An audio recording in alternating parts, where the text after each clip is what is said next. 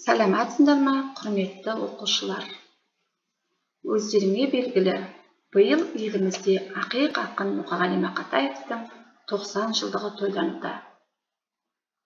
Осыған байланысты біз де бүгін сабақтан тыс іс-шарамызды бастаймыз. Сабағымыздың тақырыбы ғасыр ақынына 90 жыл.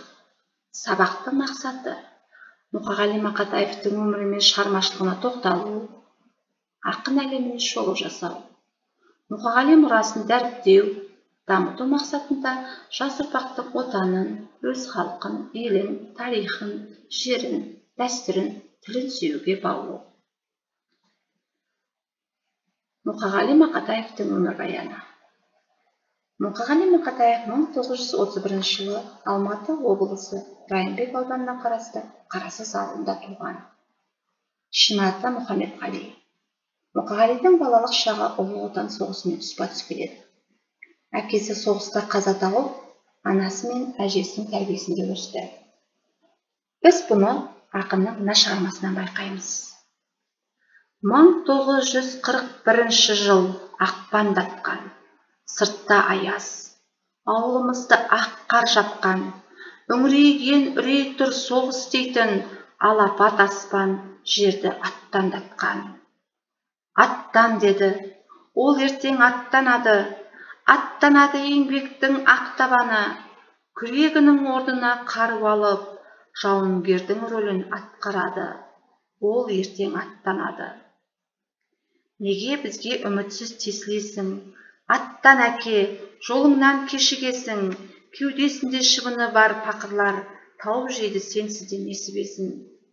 Қалай сені жұбатам, аңыра ана, сау қайт деп тәңіріңе жалын ана, мына отырған иеміз құласа егер, саған жар әке бізге табыла ма?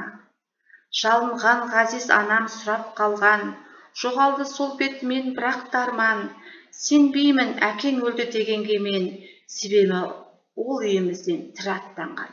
Яғни ақынның осы бір өлеңімен біз әкесінің соғыста қаза тапқанын және сол соғыстың қазақ ауылына, сол кездегі қазақ ауылына, әрбір қазақ отбасына қандай қайғы қасірет әкелгенін көреміз. 1948 жылы ақын Нарынқол ауданындағы 10 жылдық мектеп-интернатты бітіреді. 1948-1949 жылдары Қазму-дың заң факультетінде шет тілдер институтында оқыған. Шәлкөде ауылдық кеңесінде хатшы, осында орта мектепте мұғалім болып қызмет етеді. 1970 жылы жазушылар одағының мүшелігіне қабылданады. 1973-1974 жылдары Мәскеудегі әдебиет және өнер институтында оқиды. Мұқағали Мақатаевтың бірнеше шығармалары бар. Солардың бірі мысалға Моцарт жаназасы реквиеммен жазады. Аударма саласында біраз еңбек етеді. Үйтменнің, Шекспирдің, Дантенің шығармаларын аударады. Ақын дүниеден озған соң Қазақстан жазушылар одағы Мақатаев атындағы сыйлығын тағайындады. Ақынның Аманат, жыр жинағы үшін 2000 жылы Қазақстан Республикасы сыйлығы беріледі. 1991 жылы ғасыр ақыны атанды. 1989 жылы жазушы баспасынан шыққан Жырлайды жүрек атты өлеңдер мен дастандар жинағы тұлпар сыйлығына ие болады. Мұқағалидың отбасы, яғни жары, жұбайы Лашын Әзімжанқызы. Балалары. Мұқағалидың анасы, яғни Нағиман апа. Нағиман апа Мұқағалидың туған анасы. Ол кісі кішкентай күннен бастап жаңағы Мұқағали әжесінің тәрбиесінде болғандықтан анасын Нақа деп атаған екен.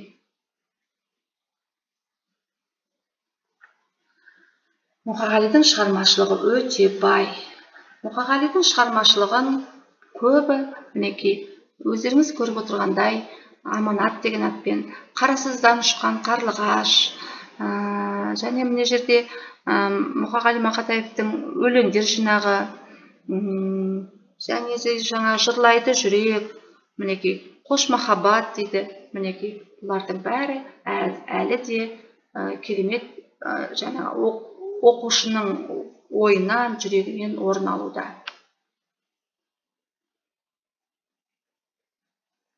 Мінекей өздеріңіз көріп отқандай, Мұқағали Мақатаевтың кітаптары, шығармалары. Мұқағали жайлы пікірлер, яғни Фариза Оңғарсынова апамыз былай деген екен: Мұқағали Мақатаев қазақ тарихындағы ең оқырманы көп, қалың халық басты жанашыры болған суреткер. Ол ең алдымен ақын, қазақ жырының құдіреті. Енді композитор Нұрғиса Тілендиев ағамыз былай деген екен: Мұқағали нені жырласа да жүрегіңе жеткізе, құлақ құрышын қандыра, жаныңды тербете жырлайды. Мұқағали Мақатаев адамдар арасындағы өмірдегі, табиғаттағы жарастық пен келісімнің жыршысы. Оның өлеңдері шын тебіреністен, шын шабыттан, шын күйзеліс пен шын қуаныштан, шын сағыныштан туған. Әбіш Кекілбаев. Мұқағали Мақатаев біздің замандағы ғажайып ақындардың бірі. Мақатаев атты алып ақындық жарқын жүзіне миллион адам миллион түрлі пайымдаса да, ешбір көлеңке түспей, келешекке қарай керуен түзеп көше бермек. Әбділда Тәжібаев. Өлді деуге бола ма айтыңдаршы, өлмейтұғын артында сөз қалдырған демекші, Мұқағали шығармаларын оқырманы әлі де оқи бермекші. Біз Мұқағали шығармаларын сүйіп оқитын боламыз, әлі де оқи береміз.